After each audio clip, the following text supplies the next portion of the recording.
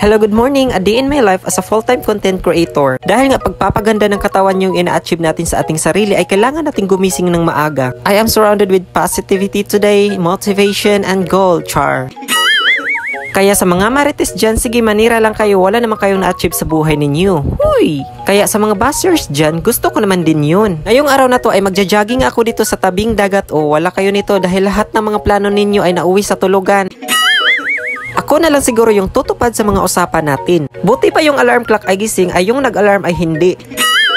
Hindi porkit ay nag-i-exercise nga ako ay ma-achieve ko na yung gusto kong katawan. Hindi ganoon. Ay kailangan natin yan paghirapan more than a weeks or months. Guys, kung marunong lang kayo mag-manage sa iyong sarili ay ma-achieve mo naman yun. Medyo lumubo nga yung tiyan ko ngayon dahil nga palagi akong umiinom ng Red Horse. Huy! Sino ba yung hindi makatanggi mga kaibigan niyong tumatagay sa akin? Ay iwan ko na lang talaga nasisira na yung pagdadayet ko dito. Pero okay lang yan, kailangan lang natin yan i-born ngayon. Char, may born pa na nalaman.